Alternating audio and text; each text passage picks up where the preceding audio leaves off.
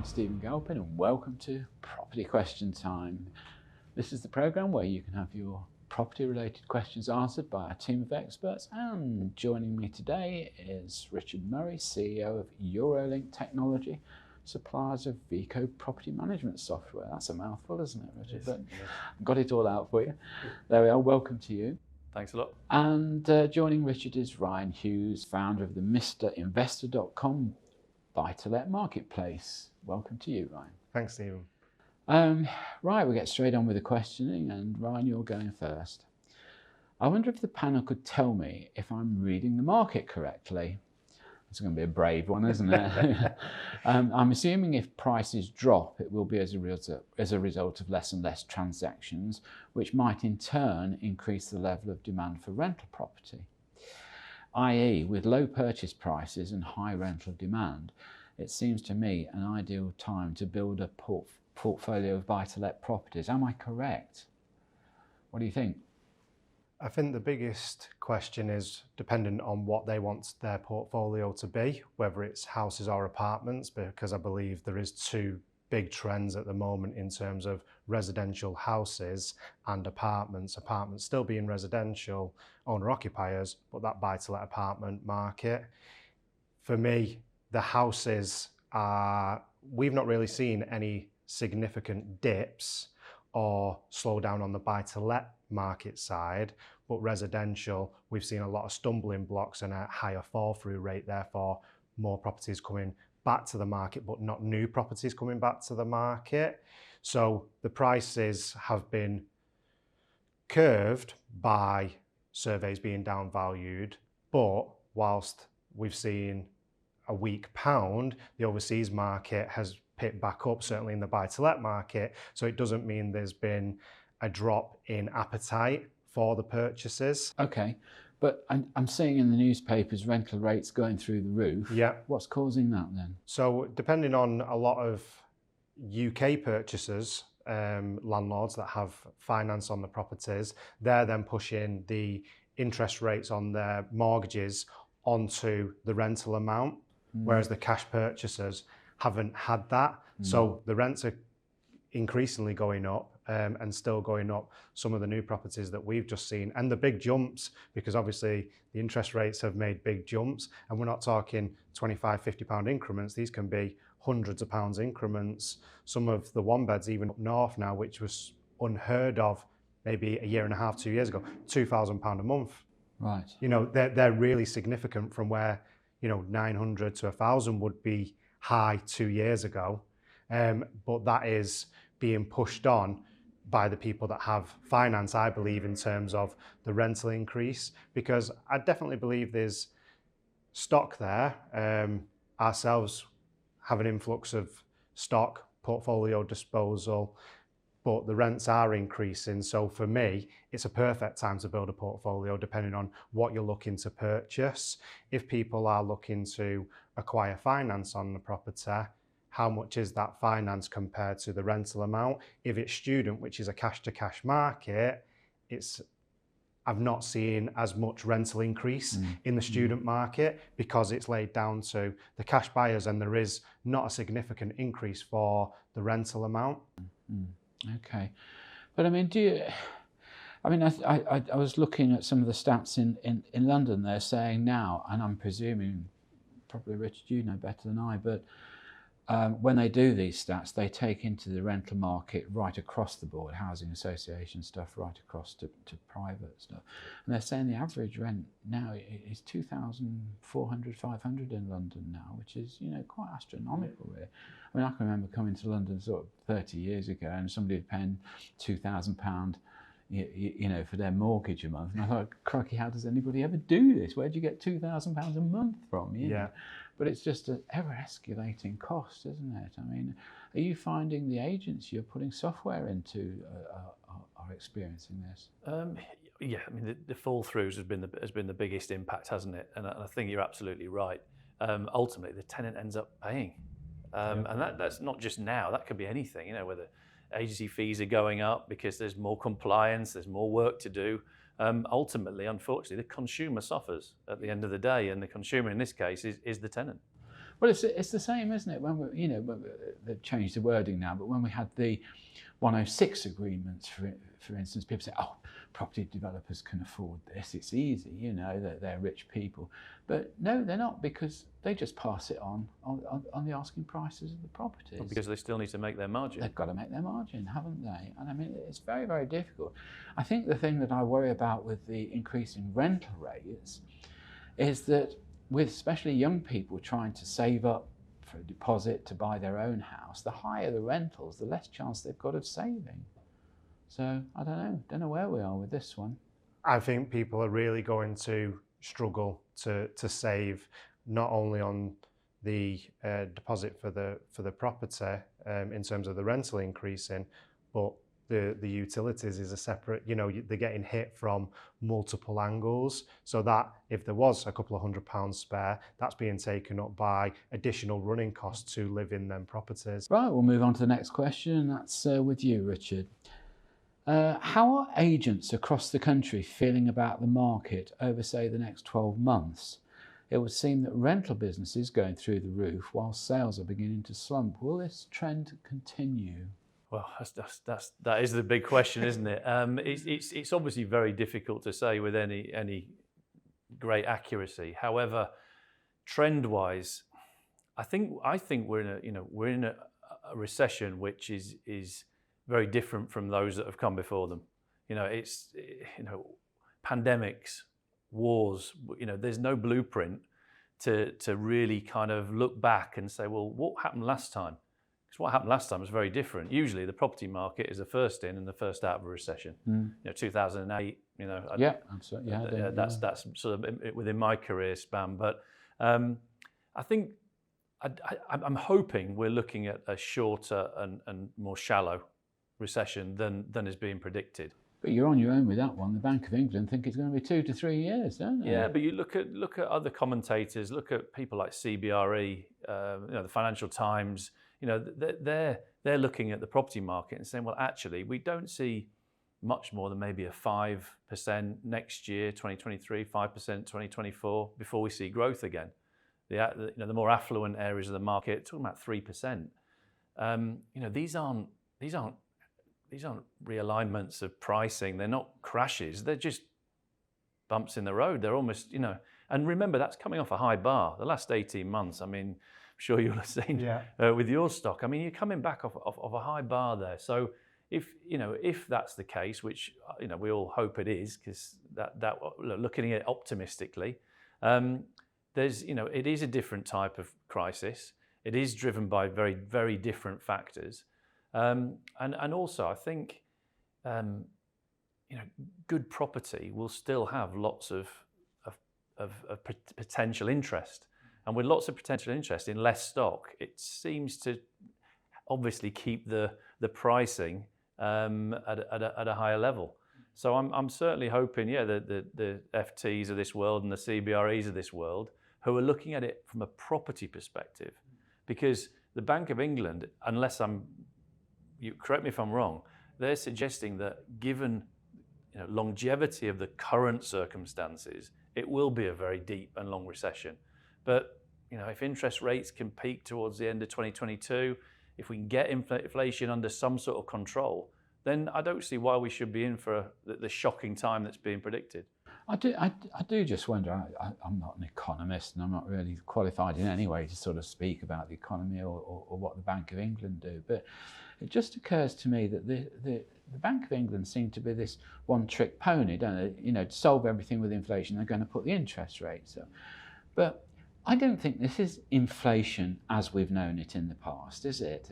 It's not due to excessive wage rises or people profiteering on food or houses going through the roof in terms of cost or whatever. I mean, there are a lot of international influences on it that we can't control, the war in Ukraine and things like this, that are very strange. So I just wonder whether really they've got the right tool to get hold of this inflation, or whether it's just not possible to cure it at the moment.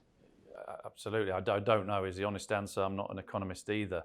But again, the UK property market, and Ryan will know better than I do, but talking to my clients, particularly London-centric, the UK property market is very attractive to the international buyer, and the international buyer is going to see a 5-10% dip, let's say, over 2 years. Surely that stimulates a bit of Well, interest. especially with a low pound, they kind of come steaming in, one would think.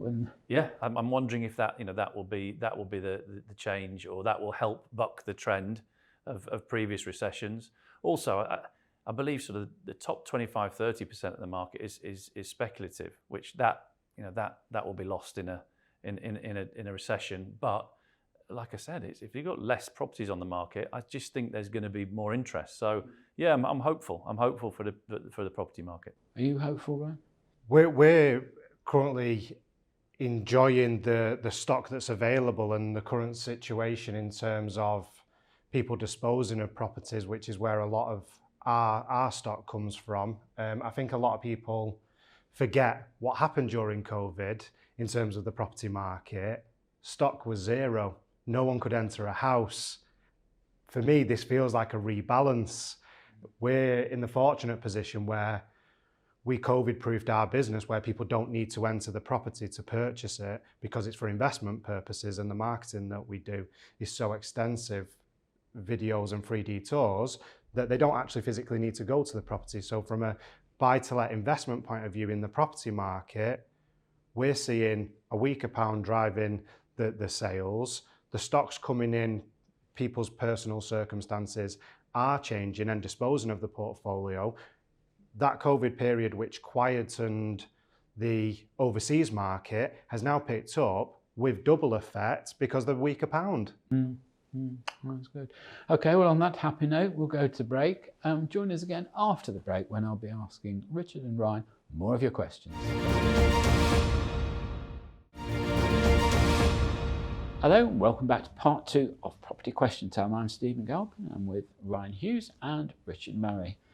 So, on with the questioning, and Ryan, do the panel think that the government was wrong or perhaps even negligent in not capping energy costs for apartment blocks where communal heating and hot water is provided to residents? I was actually in a conference speaking about service charges last week, and I found it very, very interesting because they were going through wages, salary, cleaning, utilities, and it's a very difficult one because everyone obviously wants the service charges to come down, but they don't. They get the statement, but they don't see the individuals involved in all them, third-party companies, especially cleaning. But in terms of utilities, I find it very hard how they would do that in terms of, well, this is a communal area.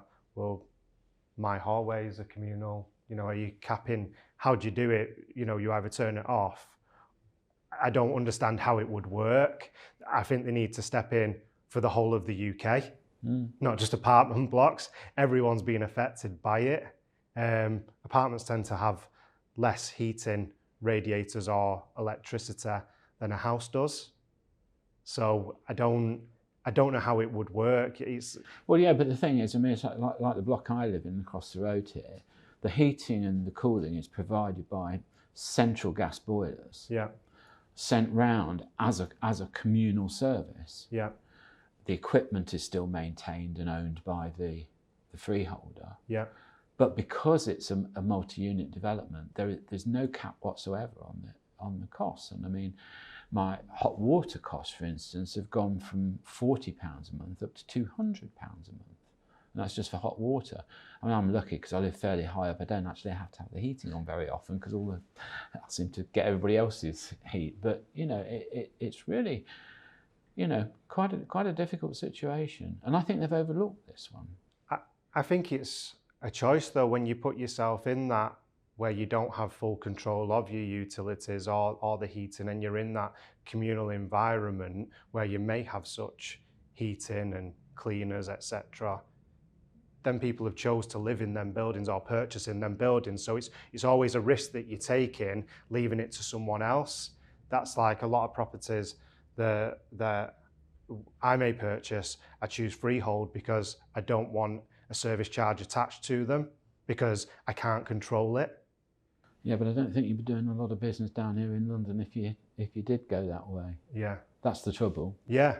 But would a good block management company have been looking at this? I know you can't predict. We couldn't have they can't ever predicted, but they could still manage. They could still manage energy procurement. They can still get fixed terms. Well, they can. They could have done before. They could have done before, and they probably did. Well, I think you'd be surprised. But you know these contracts. I mean, sometimes they'll last for 1, 2, 3, or 4 years. I mean, we know that perhaps over a year, in terms of a contract, they're going to have to go to the residents and get consent for a multi-year contract, aren't they? But when you're budgeting and you're responsible for that, and you're building schedules, and there's that unknown. Again, a good block management company, I would insist, would be looking at managing their utilities. Have you ever come across one? They're few and far between, and they go in cycles, don't they? Because you get some really good, small, independent block management companies. They do an amazing job. But what happens is they do such a good job that they get acquired by one of the larger organisations. And we deal with block management companies. We provide software to them, and again, the independents, they do a great job. Yeah, but I mean, it's a little bit like, you can never get a good plumber, can you? Because a good plumber very soon becomes a bad plumber because he gets so busy, he then starts to sub it out, and you lose the personal touch, you lose the contact with the guy that owns the company, he doesn't do it anymore, it's all subbed out. And this is the trouble with management blocks. I think the key, and yourself just mentioned it there, I know a number of block management companies, and they don't do it every year, but maybe every 2 to 3 years, they will look at the contracts and try and change provider to make sure if there is a lower tariff. But it needs to coincide usage. If people see the increase in cost, what is the usage? It's very similar to HMOs before timed meters come in, and before we used to put it in the contracts of actually that bills inclusive model is actually based on these running hours of the heating and water, water, but certainly the heating. It'd come on at this time, it'd come on at that time. Now there's stuff that people are implementing where once that usage is up, you can then top it up if you wish to use more. Very difficult in communal areas, but I think communal areas need to be looking at potentially the usage. Yeah. Is it certain times? Are you heating it up in the morning, then turning it off, and then in the evening putting it back on? Yeah. But I mean, it's just a particular market becoming more sophisticated in the way it manages, isn't it? And that's a natural progression. I think so, but also I'd say on the block management side of things, it's where we kind of, I suppose, our expertise. You've got to have some volume to make it worth your while. The business model isn't a great one. So you say, do you know any good block management companies? Well, if they charged more, then they could be better. Well, I mean, and then you might get that scenario where they are reviewing those contracts, as Ryan said, every 12, 24 months, making sure that utilities are locked down for a number of years, because how do you budget otherwise, particularly in the current climate? I think it's very difficult. I mean, it's a long time since I've done any, but I mean, in terms of property management, it used to be the sort of ethos that, you'd have a pretty standard charge. It would sort of be 250 quid a flat if it was a block or whatever.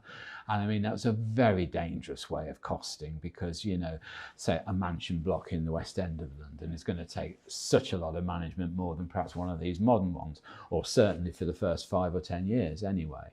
So it's very difficult to cost, and it is all anticipation, isn't it, really? I think the most difficult part is the service charge budgets that people get, and there is, right, we've budgeted and that can go there.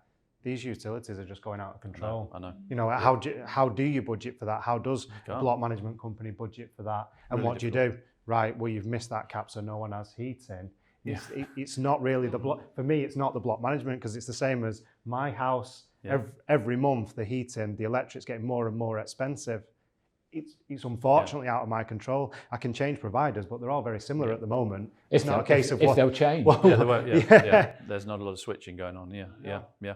Okay, right. Well, thank you for that, gents. We'll move on. Well, this one's just made for you, Richard. With legislation and government policy changing almost week by week, how do the software companies providing programs for agents and property managers cope with the changes? Do they get advance notice of policy changes planned by the government? And do normal software program contracts include provision for changes in the monthly or annual cost? Can you repeat the question? No. Right. Okay. Legislation. Well, I think it might appear that legislation changes constantly or week by week or month by month. But obviously that's not the case. And you know, with your background, the legal system works way in advance, very, very slowly. So when I say we don't get advance notice from the government as such, but the various sort of say governing bodies, the trade associations, the ALAs, people like that, they will start to gather this information. We work with people like Woodstock Legal to make sure that we understand what's coming up way in advance of it actually coming in. I'm trying to give it like a current example is the Rental Homes Wales Act 2016 comes in December 2022. Now I know there's been a global pandemic in that, but even in normal times, it takes a number of years to get legislation passed, get it through and implement it, because you've got to go through that period. Assuming we don't have a change of housing minister and they change their minds halfway. Well, yeah, I think we're on one, just under one a year, aren't we? At the we moment? are, yeah. So the short answer is we find out what's going to happen. We anticipate what the requirements are going to be. We'll then consult with our clients, usually our larger clients, the corporate clients, because they'll be, let's say, more aware and they will be looking a little bit further ahead. The problem, and we will make sure that it's all within our application in plenty of time. We put the update notes out. We publicise the fact that this is coming up. But like with lots of us in life, we only actually deal with it when we have to deal with it. So I think that's the sort of common misconception, that things are changing rapidly all the time and it's just happening overnight. It's not. It's a process over many, many years. How does your customer cope with those changes in terms of cost?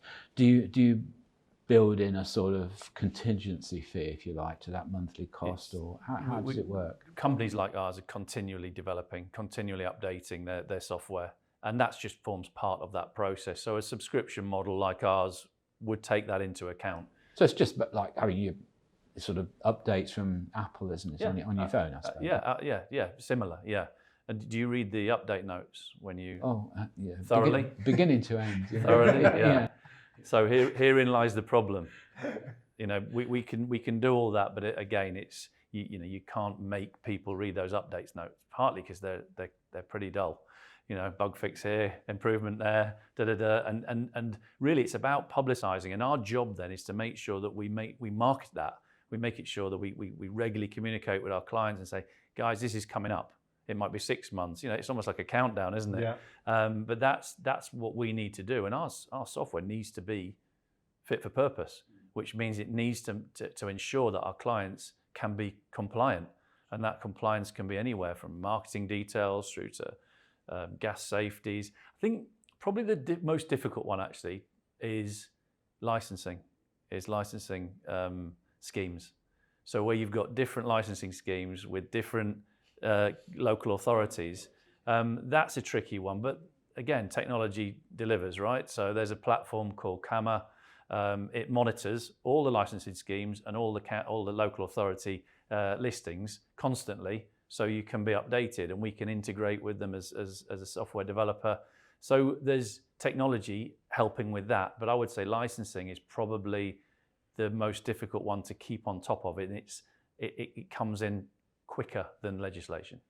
I'm not going to ask you anything about this, Ryan, so don't sit there looking so worried. Okay, look, thank you both very much indeed. Great answers to the questions. That's all we've got time for in this episode of Property Question Time. Join me next time. I'm Stephen Galpin. Look forward to seeing you then.